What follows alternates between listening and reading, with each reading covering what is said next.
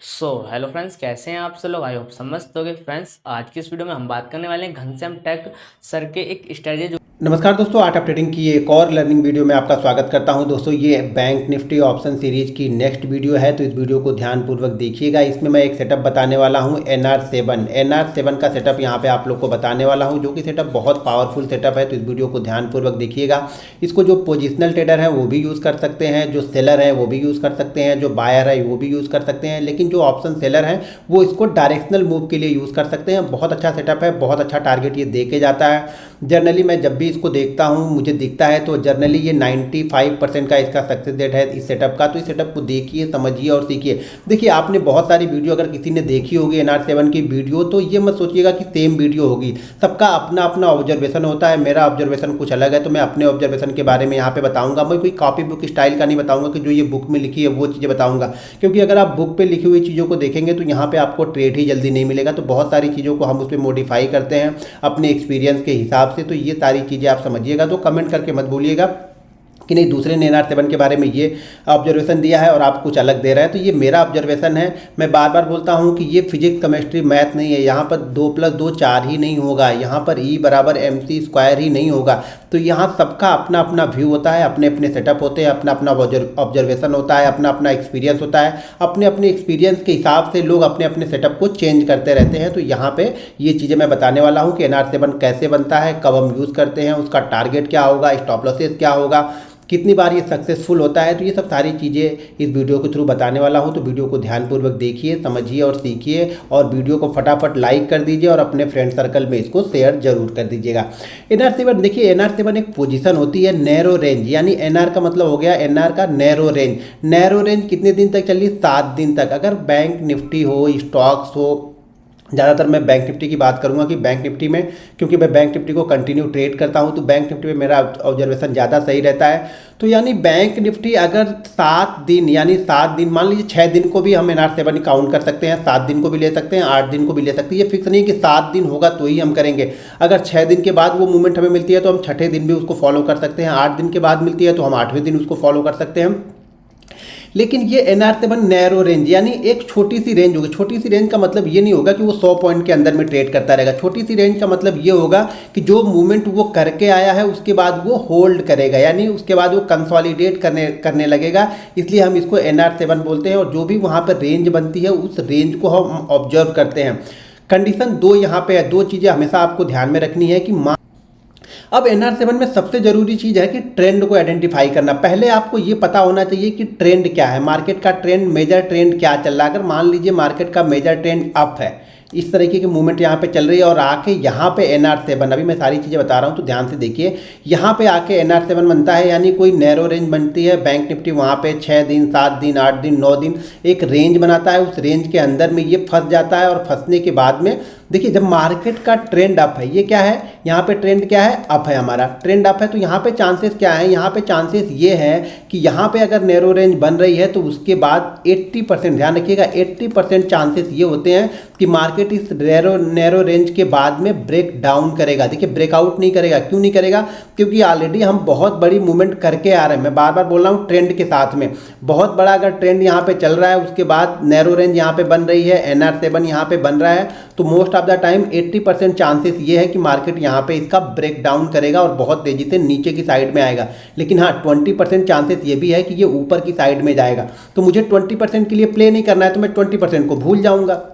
देखिए, ये 10 में से 8 बार ये कंडीशन अप्लाई करेगा। 10 में से 8 बार क्या करेगा, ये अगर टॉप पे बना है तो ये नीचे की साइड में आएगा। 2 बार चांसेस ये है कि ये यहाँ से शायद थोड़ा सा ऊपर जाए और ऊपर जाने के बाद नीचे आए। लेकिन हमारी कंडीशन क्या है कि हम यहाँ पे मेरा व्यू क्या है कि जब ये नीचे की साइड में NR7 को ब्रेक करेगा तब मैं यहाँ पे बाइंग करूंगा। अगर ऊपर की साइड में ब्रेक करता है तो मैं न्यूट्रल बैठा रहूंगा। भाई, मेरा व्यू यहाँ पे नहीं है। मैं अपने आप को गिल्टी नहीं फील करवाऊंगा कि यार मैं तो नीचे का सोच रहा था, मार्केट ऊपर का चला गया। मार्केट आपको सरप्राइज करेगा, कई बार करेगा, आपके सेटअप को कई बार फेल करेगा और आपको बोलेगा कि आप अपने सेटअप को फॉलो मत करो। देखिए, यही मार्केट की कंडीशन है, यही मार्केट का नेचर है। मार्केट 1 बार 2 बार फेल करेगा, और फेल करने के बाद क्या करेगा, वो बोलेगा आपको कि आप अपने सेटअप को फॉलो मत करो, क्योंकि देखो आज आपका सेटअप फेल हो गया। लेकिन इसीलिए मैं बार बार बोलता हूं, जब तक आप 100 ट्रेड नहीं ले रहे हो ना, तब तक आप अपने सेटअप को समझ ही नहीं रहे हो, तब तक आप अपने आप को समझ ही नहीं रहे हो, तब तक आप मार्केट का कैरेक्टर समझ ही नहीं रहे हो। तो यहाँ पे 80% चांसेस क्या होते हैं कि मार्केट नीचे की साइड में इसको ब्रेक करता है। अब ये NR7 जो बनी है ना, NR7 जो बनी है, अब इसका हमें टारगेट कैसे दिखाना है और कैसे मैं चार्ट पे भी दिखाऊंगा चीज़ों को, कई सारी चीज़ें दिखाऊंगा। तो वीडियो को देखिए, ध्यानपूर्वक देखिए। वीडियो को शॉर्टकट में आप फॉरवर्ड रिवर्स कर करके देख रहे हैं ना, तो आप कुछ समझ नहीं पाएंगे, बहुत सारी चीज़ें आप लोग मिस कर देंगे। अब जो ये 20% है, बहुत सारे लोगों को इस 20% के और सही करना है, यानी 80% तो हम ठीक है कि 80% नीचे जाएगा, लेकिन इस 20% को कैसे ठीक करें। इस 20% को ठीक करने के चक्कर में ना वो 80% मिस कर देते हैं आप लोग। तो आप ये 20% छोड़ दो, ये कभी भी आपको फेल ही करेगा और कभी भी आपको ये सरप्राइज ही करेगा। लेकिन हाँ, अगर नीचे की साइड में ब्रेक कर दिया तो हमें कोई दिक्कत ही नहीं। हम बैठे थे नीचे की साइड के लिए, मार्केट ने ऊपर की साइड में NR7 को ब्रेक किया, छोड़ दो, क्योंकि ऑलरेडी एक बहुत बड़ी मूवमेंट हो चुकी है। तो मैं ऊपर की साइड में यहाँ पे घुसने वाला नहीं हूँ, मैं यहाँ पे वेट कर रहा हूँ नीचे की साइड में, ठीक है। अब यहाँ पे एक कंडीशन पहले आप लोग समझाता हूँ। अब देखिए मार्केट यहाँ पे क्या कर रहा है, मार्केट एक बहुत अच्छी मूवमेंट के साथ में चल रहा है, ठीक है। मार्केट एक बहुत अच्छे ट्रेंड के साथ में चल रहा है और यहाँ पे जाके इसने एक NR7 बनाया।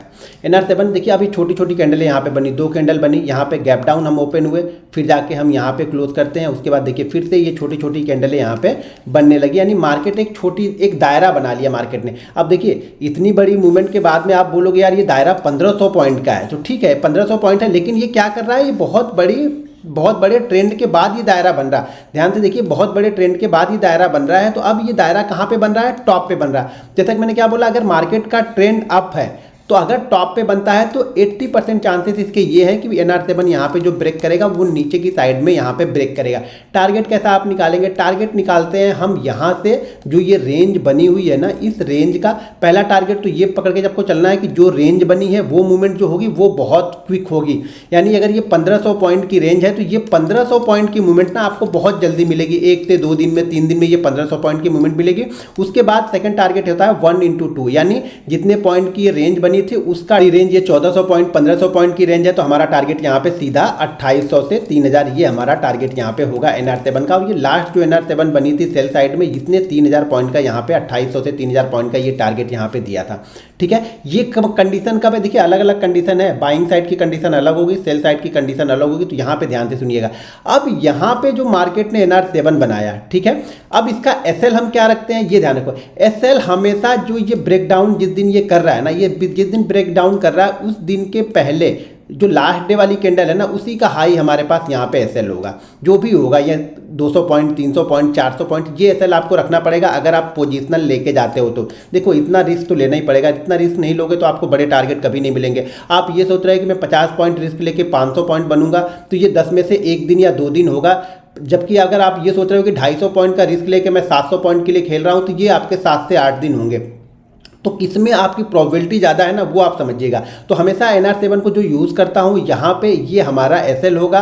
अगर आप पोजिशनली ले रहे हो, अगर आप सेलर हो, मान लो ऑप्शन बायर हो तो भी ठीक है, ऑप्शन सेलर हो तो भी ठीक है। अगर आप ऑप्शन सेलर हो और डायरेक्शनल मूव प्ले कर रहे हो तो ये आपके लिए बहुत अच्छा है। ऑप्शन बायर हो तो भी हमारे लिए बहुत अच्छा है। लेकिन हमारे लिए ये जो SL होता है ना, ऑप्शन बायर के लिए ये SL थोड़ा सा डिफिकल्ट हो जाता है कि 200-250 पॉइंट का हम SL लेके चले। तो हम थोड़ा सा सेफ खेलने के लिए क्या करते हैं कि मार्केट के उस दिन की कंडीशन, उस दिन की मूवमेंट के हिसाब से डिसाइड करते हैं। और जो लास्ट डे की क्लोजिंग होती है ना, ये इंट्राडे वालों के लिए बता रहा हूँ, इंट्राडे वालों के लिए लास्ट डे की जो क्लोजिंग होती है ना, उस क्लोजिंग से ऊपर रखते हैं। उस क्लोजिंग यानी लास्ट डे की क्लोजिंग मान लीजिए 40,000 है, तो मैं क्या करूँगा, SL क्या रख दूंगा 40,000। अगर मैं सेल कर रहा हूँ तो 40,100, यानी लास्ट डे की क्लोजिंग से 100 पॉइंट ऊपर मैं लेके जाऊँगा यहाँ पे SL।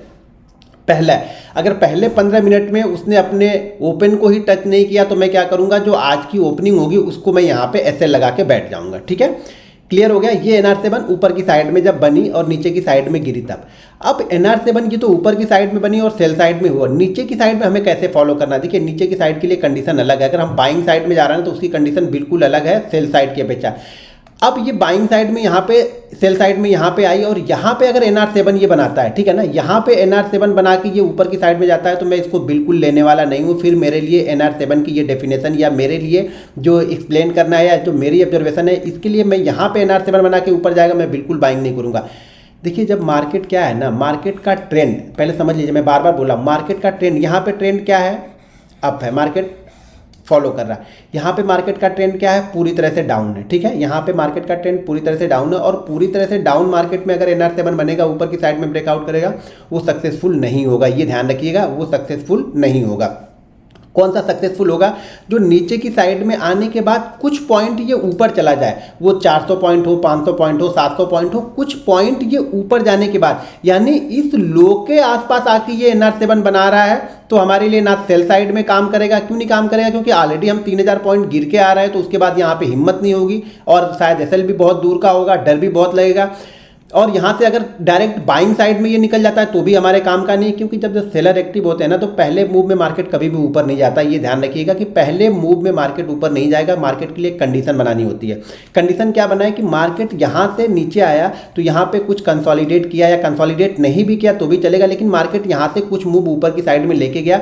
अब इस मूव को इस लो से ऊपर ये NR7 बनाए, इस लो से कोई मतलब ना रखे और इस लो से ऊपर ये NR7 बनाए। जैसा कि मैंने देखो लास्ट वीडियो जब मैंने बैंक निफ्टी पे डाली थी कि बैंक निफ्टी ने NR7 की जो सेटअप है वो कंप्लीट कर दिया है, तो इस दिन मैंने डाली थी। यहाँ पे देखिए ये 7 दिन का जो हमारा मूव था ये यहाँ पे कंप्लीट होता है। तो ये देखिए NR7 का हमने ये मूव बनाया था, तो ये NR7 हमारा यहाँ पे कंप्लीट हुआ। 1 2 3 4 5 6 7 मार्केट नीचे आया, अपने लो के पास एक आध दिन रुका, नहीं रुकेगा तो भी चलेगा। मार्केट एक मूवमेंट बनाया, मूवमेंट बनाने के बाद इस लो से ऊपर ये NR7 बना रहा। ध्यान रखिएगा, इस लो से ऊपर अगर NR7 बनाएगा तो हमारे लिए ये सेल साइड के लिए भी बेस्ट है और बाइंग साइड के लिए बेस्ट है। यहाँ पे हम 50-50 यहाँ पे यूज़ कर रहे हैं। अगर ये बाइंग साइड गया तो भी हमारे लिए अच्छा है, सेल साइड गया तो भी हमारे लिए अच्छा है, लेकिन बाइंग साइड की जो क्वांटिटी आपको रखनी है वो 70% रखनी है और सेल साइड की जो क्वांटिटी रखनी है वो आपको 30% रखनी है। देखिए यहाँ पे ये चीज़ें करना है। मान लीजिए यहाँ पे NR7 बनाने के बाद अगर ये नीचे की साइड में ब्रेक करता, तो अगर मैं डेली 100 क्वांटिटी ट्रेड करता था तो मैं आज यहाँ पे 30 क्वांटिटी ट्रेड करूंगा, समझ रहे? या फिर जैसे बैंक निफ्टी है तो मान लीजिए यहाँ पे मैं 25 क्वांटिटी ट्रेड करूंगा, और यहाँ अगर ऊपर की साइड में ये ब्रेक कर रहा तो यहाँ पे मैं 70% क्वांटिटी को अपनी ट्रेड कर रहा हूँ। ठीक है, ये आप रेशियो रखिएगा हर समय। देखिए ये रेशियो ही हमें सक्सेसफुल बनाएगा, ये रेशियो ही हमारा रिस्क मैनेजमेंट करता है, तो यहाँ पे आप नज़र बना के जरूर रखिएगा। तो यहाँ पे जब NR7 बना, जैसा कि मैंने बताया था कि लास्ट NR7 का मूव 2800 पॉइंट का है, तो यहाँ पे देखिए ये जो हमारी रेंज कितने की बन रही है, ये रेंज हमारी बन रही थी 38,800 की, शायद ये रेंज हमारी बन 38,500 है शायद। ठीक है, तो 38,500 की हमारी ये रेंज बन रही थी, तो ये 38,400 का लो है और ऊपर की साइड में 39,300 ये है हमारा ये मूव। और जैसे इस मूव को निकाला बैंक निफ्टी ने, एक जबरदस्त मूवमेंट आपको यहाँ पे देखने को मिली। और बैंक निफ्टी देखिए अगर इस मूव को नहीं पकड़ पाएंगे तो यहाँ तक तो कम से कम आप पकड़ेंगे ही, इस मूव को पकड़ेंगे। जो हमारा ये पहला टारगेट था वो इसने अचीव कर दिया। फर्स्ट टारगेट जैसा कि मैंने बोला ना, पहला जो मूव होगा वो बहुत क्विक होगा। इतना कितने पॉइंट का, जितने पॉइंट की ये रेंज बनी होगी ना, इस रेंज के लगभग का मूव बहुत क्विक मिलता है। यानी 2 दिन में मिल जाए, 1 दिन में मिल जाए, 3 दिन में मिल जाए, ये मूव आपको बहुत क्विक मिलेगा। उसके बाद फिर मार्केट थोड़ा सा कंसोलिडेट करके जैसा उसको चलना होगा ऊपर या नीचे जाएगा, लेकिन फर्स्ट मूव जो होता है वो बहुत क्विक मूव मिलता है। तो NR7 में हमें ये यहाँ पे मिल गया। अब यहाँ पे हमें क्या करना है, जैसे NR7 की ये क्लोजिंग है, ठीक है, ये क्लोजिंग के बाद यहाँ पे ओपनिंग हो रही, और जैसे इस हाई को इसने क्रॉस किया यानी रेंज के ऊपर ये निकला, हम इसको बाइंग करेंगे लास्ट डे का। जैसे कि मैं बताया लास्ट डे की क्लोजिंग को आप यहाँ पे SL रखिए, या क्लोजिंग से 100 पॉइंट नीचे सेफ है तो बिल्कुल क्लोजिंग से 100 पॉइंट नीचे रखिए। या फिर मार्केट अगर अपनी ओपनिंग को रिस्पेक्ट कर रहा है, जिस दिन ब्रेकआउट हो रहा उस दिन अपने ओपनिंग को रिस्पेक्ट कर रहा है, तो धीरे धीरे हम अपने जो हमारा SL होगा वो अपने SL हम अपने कहाँ पे लेके आएंगे, अपनी ओपनिंग प्राइस के पास SL लेके आके हम यहाँ पे बैठे रहेंगे। क्योंकि इस दिन का मूवमेंट ना बहुत अच्छा मूव होता है। 2 कंडीशन यहाँ पे होती है। सबसे पहली चीज़ यहाँ पे आप समझो, पहले मैं समझाता हूँ। यहाँ पे जैसे यहाँ पे जो ब्रेकडाउन किया और यहाँ पे जो ब्रेकआउट किया, इसका फ़र्क क्या है?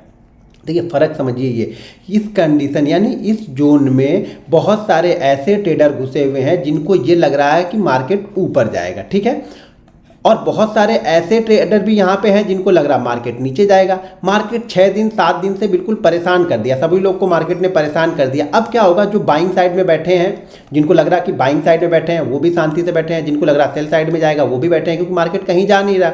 अब मार्केट ने यहाँ पे क्या किया, सरप्राइजली यहाँ पे नीचे की साइड में ब्रेक डाउन किया। जैसा कि मैंने बताया कि 80% चांसेस ये होता है कि NR7 अगर टॉप पे बन रहा है तो ये नीचे की साइड में ब्रेक डाउन करेगा। तो यहाँ पे इसने ब्रेक डाउन किया। अब क्या है, इस जोन के बीच में जितने भी बायर बैठे होंगे ना, वो फटाफट अपने SL कट करेंगे, क्योंकि ऑलरेडी उनको लॉस हो रहा, तो वो अपनी पोजीशन को कट करेंगे, SL लेंगे, पोजीशन को कट करेंगे, और उस पोजीशन को कट करने में मार्केट और तेजी से नीचे की साइड में आएगा यहाँ पे। उसी तरह से यहाँ पर भी है, यहाँ पर भी बहुत सारे लोग ऐसे होंगे जो बायर होंगे, बहुत सारे लोग ऐसे होंगे जो सेल साइड के बारे में सोच रहे होंगे। मार्केट ने सरप्राइज किया और जैसे मार्केट ने इस रेंज को ब्रेक किया, यहाँ पे वापस SL कटने लगे। एक चीज़ ध्यान रखिएगा, डबल फोर्स का मूव पकड़ना है आपको। अगर आप ऑप्शन बायर है ना, पैसा क्विक बनाना चाहते हैं, ज़्यादा देर तक होल्ड नहीं करना है तो हमेशा ब्रेकआउट पे ट्रेड करो या ब्रेकडाउन पे ट्रेड करो।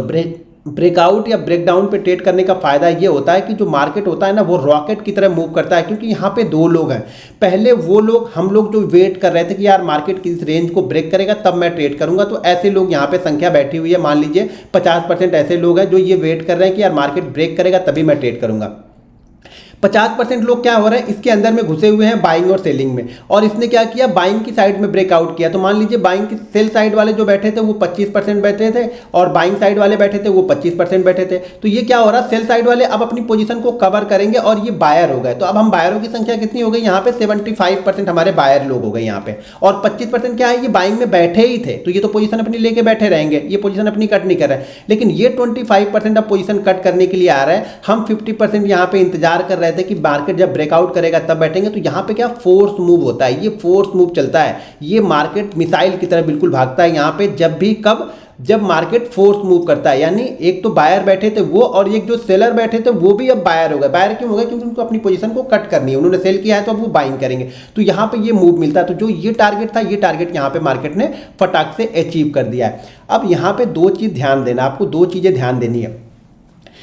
यहाँ पे अगर NR7, ठीक है ना, NR7 अगर यहाँ पे मान लीजिए तो ऊपर की साइड में ब्रेकआउट किया, जैसा कि हम सोच रहे थे वैसे ही किया। अगर ये नीचे की साइड में ब्रेकआउट करेगा तो हमेशा छोटी क्वांटिटी के साथ में करना है। देखो जिस साइड में बड़ा पैसा कब बनेगा, NR7 में। NR7 की खासियत यही है कि NR7 में आपको बड़ा पैसा कब बनता है, जब ये ट्रेंड के अगेंस्ट ब्रेकआउट या ब्रेकडाउन करता है। यहाँ पे क्या था, मार्केट का ट्रेंड क्या था, अपसाइड था, ट्रेंड के अगेंस्ट हम गए, बड़ा पैसा यहाँ पे मिल के गया। एक भी दिन देखिए यहाँ पे ग्रीन कैंडल नहीं है, कंटिन्यू मार्केट ने 2800-2900 पॉइंट 4 दिन में यहाँ पे दे दिए, और यहाँ पे मार्केट 8 दिन या 10 दिन से मार्केट छोटी सी रेंज के अंदर में फंसा हुआ था। यहाँ पे देखिए मार्केट यहाँ पे 800-900 पॉइंट या 1000 पॉइंट की रेंज में फंसा हुआ। जैसे मार्केट निकला ऊपर की साइड में गया, तो मार्केट इसके अगेंस्ट, यहाँ पे ट्रेंड क्या है, डाउन है, क्योंकि हम पिछले हाई को क्रॉस नहीं कर रहे। तो यहाँ पे ट्रेंड क्या है, डाउन ट्रेंड है, और इसने मार्केट ने ब्रेकआउट किधर किया, ऊपर की साइड में। तो ये क्या होगा, सरप्राइज मूव। ज्यादातर पोजीशन कहाँ पे, यहाँ पे है सेल साइड में। इस जोन में जो ज्यादातर पोजीशन बनी होगी ना वो सेल साइड में बनी होगी, क्योंकि मार्केट का यहाँ पे जो ट्रेंड है वो निगेटिव है, डाउन ट्रेंड है। तो यहाँ पे जो पोजीशन ज्यादा बनेगी वो डाउन ट्रेंड की बनेगी, इसलिए मार्केट जब भी सरप्राइज करेगा ये ऊपर की साइड में करेगा। यहाँ पे ज्यादातर पोजीशन क्या बनी है, बाइंग साइड में, क्योंकि मार्केट कंटिन्यू ऊपर की साइड में चलता आ रहा, तो ज्यादातर पोजीशन बाइंग साइड में बनी है। जैसे ही ब्रेक डाउन करेगा, सरप्राइज कर दिया सबको, बायर को यहाँ पे सरप्राइज किया, तो ये तेजी से नीचे की तरफ आएगा। तो जब भी NR7 बने तो हमेशा अपोजिट साइड में देखना, यानी जो ट्रेंड चल रहा हो उस ट्रेंड के अपोजिट साइड में अगर उसने ब्रेकआउट किया तो बहुत जबरदस्त मूव देगा। फिर वन वे वो 1000 point, 1500 point, 2000 point one way जाएगा, उसमें कोई रोक टोक नहीं रहेगी। हर दिन वो सरप्राइज करेगा, फिर 2-3 दिन तक अगले, ठीक है। अगर ट्रेंड के साथ में गया तो ये ज़्यादा बड़ा मूव नहीं करता है। यहाँ पे ये ध्यान देना, अगर ट्रेंड के साथ में गया, इसको अगर ऊपर की साइड में ब्रेकआउट करेगा तो ज़्यादा बड़ा मूव नहीं देगा, यहाँ पे ध्यान रखना। और अगर इसको नीचे की साइड में ये ब्रेक डाउन करता तो ज़्यादा बड़ा मूव नहीं देता, फिर यहाँ पे आके ये सपोर्ट लेने लगता है। तो इसी तरह से ये ज़्यादा बड़ा मूव ऊपर की साइड में नहीं करता है। अगेंस्ट ध्यान रखना, NR7 को हमेशा ट्रेंड के अगेंस्ट देखना। ट्रेंड के अगेंस्ट अगर उसने ब्रेकआउट या ब्रेकडाउन किया है तो बहुत अच्छा पैसा बना के जाएगा। आप ऑप्शन बायर हो तो भी बना सकते हो, ऑप्शन सेलर डायरेक्शनल मूव जो प्ले करते हैं उनके लिए भी ये बहुत अच्छा है। तो मेरे ख्याल से NR7 में अगर इसके बाद जो भी कोई क्वेश्चन होगा तो वो वीडियो के नीचे मुझे कमेंट करके आप लोग जरूर पूछिएगा। दोस्तों अगर आप भी हमारा फ्री लर्निंग ग्रुप ज्वाइन करना चाहते हैं या फ्री बैंक निफ्टी ऑप्शन की ट्रेनिंग लेना चाहते हैं तो वीडियो के डिस्क्रिप्शन में लिंक है, उस लिंक के जरिए जाके आप Zerodha, angel broking, Upstox, Reliance blue, fire, ICICI direct में किसी एक के साथ डीमेट अकाउंट ओपन करके आप हमारा फ्री लर्निंग ग्रुप ज्वाइन कर सकते हैं। ये चीज़ें आप स्टॉक्स में भी कर सकते हैं, निफ्टी में भी कर सकते हैं, बैंक निफ्टी में भी कर सकते हैं। ऑब्जर्वेशन जरूरी है। देखिए आपको ऑब्जर्व करना पड़ेगा कि ये बनने के बाद पोजीशन किस तरह से बनती है, मूवमेंट किस तरह से बनती है। मैं बैंक निफ्टी को बहुत अच्छी तरीके से ऑब्जर्व करता हूँ, इसलिए मैं ये सारी पोजीशन को प्ले करता हूँ और आप लोग को बताता हूँ। तो NR7 बहुत अच्छा सेटअप है। अगर आप पोजिशनली बैंक निफ्टी को लेके जाना चाहते हैं तो भी बहुत अच्छा है। इंट्राडे में अगर आप बैंक निफ्टी ऑप्शन या इंट्राडे में इंडेक्स ट्रेड करना चाहते हैं तो भी बहुत अच्छा है। जिस दिन ये ब्रेकआउट कर रहा है उस दिन आप उस दिन डरिए मत। होता क्या है ना, जिस दिन ब्रेकआउट करता है या ब्रेकडाउन करता है मार्केट ना, उस दिन हम डरते रहते हैं। 50 पॉइंट ऊपर नीचे होगा तो हमें लगता है यार ऊपर नीचे ऐसा ना हो कि हमारा जो एसएल हो वो कट कर दे। डरिए मत, एसएल को फॉलो करके रखिए। सबसे बेस्ट एसएल इसमें यही होता है कि लास्ट डे की जो क्लोजिंग होती है उसके नीचे 100 पॉइंट का आप लगा लेंगे, या सबसे उससे भी सेफ आपको प्ले करना है तो ये प्ले करिए कि लास्ट डे का जो लो है वहाँ पे आप एसएल लगाइए ओपनिंग के बाद में, यानी मार्केट ओपन हो जाता है उसके बाद लास्ट डे का जो ओपन है क्लोज है सॉरी लो है, उसको आप एसएल लगा के यहाँ पे उस पोजीशन पे बैठ सकते हैं। अगर हम बाइंग साइड में देख रहे हैं तो लास्ट डे का लो, अगर हम सेल साइड में देख रहे हैं तो लास्ट डे का हाई, ये सबसे बेस्ट होता है एसएल। इसके एसएल हिट होने के चांसेस लगभग मान के चलिए कि सिर्फ 10% ही होते हैं, 90% ही आपको आपकी साइड में लेके ही जाएगा। तो ये चीज़ें आप लोग ध्यान में रखिएगा। दूसरी चीज़, ओवर ट्रेडिंग से हमेशा बचिए। देखिए NR7 भी बना तो यहाँ पे ओवर ट्रेडिंग नहीं, यहाँ पे ये मतलब नहीं कि हमारे पास 1 लाख रुपए है तो मैं पूरा यहाँ पे 1 लाख रुपए अपना यहाँ पे लगा दूंगा। देखिए यही चीज़ें आप लोग गलत करेंगे तो किसी ना किसी दिन तो फेल होगा, और जिस दिन फेल होगा उस दिन ये सारा आपका 1 लाख लेके जाएगा। तो ये चीज़ें जब तक आप पोजिशनल साइजिंग सही नहीं रखेंगे ना, आप पूरे इस गेन को देखो। मैं 2 चीज़ें आप लोगों को समझाता हूँ। अगर आपके पास 1 लाख रुपए है, ठीक है ना, 1 लाख रुपए आपके पास में है और 1 लाख रुपए पूरा आपने यहाँ पे ट्रेड कर दिया ना, तो मैं 100% श्योर हूँ, 100% नहीं बल्कि 1000% मैं श्योर हूँ कि आप इस पूरे मूव को प्ले कभी नहीं कर पाओगे, कभी भी इस पूरे मूव को आप प्ले नहीं कर पाओगे। 1 लाख आपके पास रुपए है, 1 लाख आपने पूरा लगा दिया है, यहाँ पे आप 10,000 या 15,000 रुपए जैसे बनेंगे आप पूरी पोजीशन से एग्जिट कर जाओगे, ये 100% श्योर है, मैं लिख के दे सकता हूँ। लेकिन अगर आपने 1 लाख में से 25,000 रुपये ही लगाए हैं ना, तो इस मूव को आप पूरा प्ले करोगे बिना डर के साथ में, यानी बिना, आपको डर भी नहीं लगेगा और पूरे मूव को आप बहुत अच्छी तरह से प्ले कर सकते हो। जो शायद आप यहाँ पे 10,000 लेके जा रहे हो, शायद ये 25,000 रुपये से ना शायद आप यहाँ पे 20,000 या वापस 25,000 लेके जाओ, क्योंकि ये मूव बहुत बड़ा होता है। जब भी NR7 बनेगा ना, ब्रेकआउट या ब्रेकडाउन जिस दिन करेगा वो मूव बहुत बड़ा होगा। तो ये चीज़ हमेशा ध्यान में रखिएगा। दिखने में छोटा रहेगा लेकिन वो मूव बहुत बड़ा होगा। कहीं अगर यही मूव आपको बुधवार, देखिए अगर ऑप्शन बायर हो तो नज़रिया ज़रा चेंज कीजिए, अगर यही शुक्रवार को हुआ तब तो ठीक ठाक है, लेकिन अगर यही मूव कहीं बुधवार या गुरुवार को होता है, ठीक है ना, यही मूव अगर कहीं बुधवार या गुरुवार को होता है, तब समझ लीजिए आपका जो ये 25 है ना, ये 50 भी बन सकता है, 75 भी बन सकता है, 1 भी बन सकता है। तो ये चीज़ें हमेशा ध्यान में रखिएगा। पोजिशनल साइजिंग बहुत ज़रूरी है, रिस्क मैनेजमेंट मनी मैनेजमेंट बहुत ज़रूरी है। बिना रिस्क मैनेजमेंट मनी मैनेजमेंट के आप पूरे मूव को एंजॉय ही नहीं कर पाओगे, ये ध्यान रखिएगा। पूरे मूव का एंजॉय करने का मतलब ये नहीं कि हमने 25,000 से लिया है तो पूरा 25,000 ही खड़े रहेंगे। 25,000 से लिया है तो कम से कम 15,000 बुक करने के बाद में 10,000 तो हम पूरे मूव को प्ले कर सकते हैं आराम से, बिल्कुल टेंशन फ्री। अगर आपके पास पीछे बैकअप दिख रहा है ना, तो आप मूव को पूरी तरह से एंजॉय कर सकते हो। अगर आपके पास पीछे बैकअप नहीं है, यानी 1 लाख रुपए से आपने 1 लाख लगाया हुआ है, आपके पास कोई बैकअप आपके ट्रेडिंग अकाउंट में नहीं है, तो इस मूव को कभी भी आप पूरा एंजॉय नहीं कर पाओगे, ये मैं लिख के दे सकता हूँ। तो हमेशा रिस्क मैनेजमेंट रखो, और जैसा मैं बोलता हूँ कि ऑप्शन बायर हो ना, तो अपनी पोजीशन को कम से कम तो 5 पार्ट में डिवाइड करो। सबसे बेस्ट तो ये होता है कि आप 10 पार्ट में डिवाइड कर दो उसको, लेकिन अगर 10 पार्ट में नहीं कर पा रहे हो तो 5 पार्ट में कम से कम डिवाइड करो। अगर उससे कम में आप कर रहे हो तो आप सक्सेसफुल हो ही नहीं सकते हो ऑप्शन बाइंग में। ऑप्शन बाइंग का सबसे खूबसूरत जो रूल्स है ना, वो यही है कि आप अपनी कैपिटल को 10 पार्ट में डिवाइड करो। देखो किस तरह से आपसे पैसा बनेगा। पहले आपको छोटा छोटा जरूर दिखेगा वो पैसा कि यार 1 लाख से मैं ट्रेड करता तो मुझे शायद 20,000 मिल जाते, लेकिन मैंने यहाँ पे 10,000 से ट्रेड किया तो मुझे शायद 2,000 ही मिल रहा है। वो मत सोचो, कंसिस्टेंसी बनाओ तो वो 20,000 नहीं, वो 2 लाख भी बन जाएगा। एक दिन 20,000 मिल के भी क्या फ़ायदा हुआ, जो अगले दिन 40,000 आप देने के लिए तैयार बैठे हो। तो ये चीज़ें आप दूर रखो। अगर ऑप्शन बायर बनना है, सक्सेसफुल ऑप्शन बायर बनना है, तो इन चीज़ों का ध्यान रखो कि जब तक आप पार्ट यानी अपने जो कैपिटल है उसको 5 पार्ट या 10 पार्ट में डिवाइड नहीं करोगे, पैसा नहीं बनेगा। मुझे उम्मीद है कि NR7 के बारे में सारी चीज़ें आप लोग को समझ में आई। इसके बाद अगर आप लोग वीडियो के नीचे कमेंट करोगे तो मैं NR4 की वीडियो बनाऊंगा। NR4 की वीडियो भी बहुत ज़बरदस्त होती है। तो NR4 के मूव को किस तरीके से पकड़ेंगे, थोड़ा सा चेंजेस होता है NR4 में NR7 में। बहुत सारी वीडियो आपने देखी होगी तो सेम एक ही तरीके से दिख रहा होगा NR7 NR4, लेकिन हमारे नज़रिए में मेरा ऑब्जर्वेशन कुछ अलग है NR4 के बारे में। तो अगर आपको चाहिए NR4 की वीडियो चाहिए तो आप लोग इस वीडियो के नीचे मुझे कमेंट करके जरूर बताइएगा, और ज़्यादा से ज़्यादा इस वीडियो को लाइक और शेयर कीजिएगा। दोस्तों अगर NR7 की वीडियो आप लोग को अच्छी लगी तो वीडियो के नीचे लाइक और वीडियो को लाइक दोस्तों अगर NR7 की वीडियो आप लोग को अच्छी लगी है तो वीडियो को लाइक और शेयर जरूर कीजिएगा। और अगर आप लोग को NR4 की वीडियो चाहिए, देखिए इंट्राडे के लिए NR4 वाली वीडियो बहुत ज़बरदस्त होती है। NR4 का जो सेटअप होता है वो बहुत ज़बरदस्त होता है इंट्राडे ऑप्शन बाइंग के लिए।